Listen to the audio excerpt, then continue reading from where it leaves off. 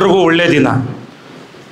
ಯಾಕೆ ಅಂದರೆ ಕೋಮೂಲ್ ಚುನಾವಣೆಯಲ್ಲಿ ನಮ್ಮ ನಾಗರಾಜಣ್ಣ ಮತ್ತು ಬಿ ವಿ ಶ್ಯಾಮೇಗೌಡರು ಇಬ್ಬರು ಇವತ್ತು ಅಧಿಕಾರ ಸ್ವೀಕಾರ ತಗೊಂಡು ಎಲ್ಲರೂ ಒಳ್ಳೆಯದನ್ನು ಮಾಡಬೇಕು ಅಂತ ಹೇಳ್ಬಿಟ್ಟು ಕೂಡ ಈ ಸಂದರ್ಭದಲ್ಲಿ ಕೇಳ್ಕೊಳ್ತಾ, ಅದೇ ರೀತಿಯಾಗಿ ಈ ವೇದಿಕೆ ಮೇಲೆ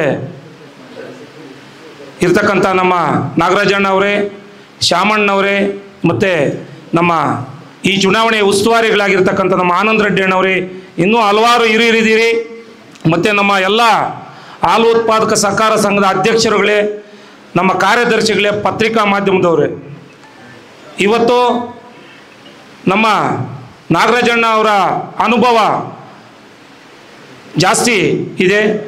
ಆ ಅನುಭವದಲ್ಲಿ ನಮ್ಮ ಮುಳಬಾಗಿಲು ತಾಲೂಕಿಗೆ ನಮ್ಮ ಎಲ್ಲ ಹಾಲು ಉತ್ಪಾದಕರ ಸಹಕಾರ ಸಂಘಗಳಿಗೆ ಏನು ಅನುಕೂಲ ಬೇಕೋ ಅದೆಲ್ಲ ಮಾಡ್ತಕ್ಕಂಥ ಅನುಭವ ನಮ್ಮ ನಾಗರಾಜಣ್ಣ ಅವ್ರಿಗೆ ದೇವರು ಕೊಟ್ಟಿದ್ದಾರೆ. ಅವರ ಅನುಭವ ನಮಗೆ ಬಹಳಷ್ಟು ಬೇಕಿದೆ.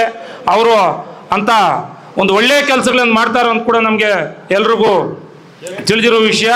ಅದೇ ರೀತಿಯಾಗಿ ನಮ್ಮ ಬಿ ವಿ ಶ್ಯಾಮೇಗೌಡರು ಯುವಕರು, ಅವರು ಕೂಡ ಹೊಸದಾಗಿ ಆಯ್ಕೆಯಾಗಿದ್ದರು ಕೂಡ 15 ವರ್ಷದ ಹಿಂದೆಯೇ ಅವರು ಜಿಲ್ಲಾ ಪಂಚಾಯತಿ ಸದಸ್ಯರಾಗಿದ್ದು ಅವ್ರಿಗೂ ಅನುಭವ ಇದೆ, ಬೇಕಾದಷ್ಟು ಅನುಭವ ಇದೆ.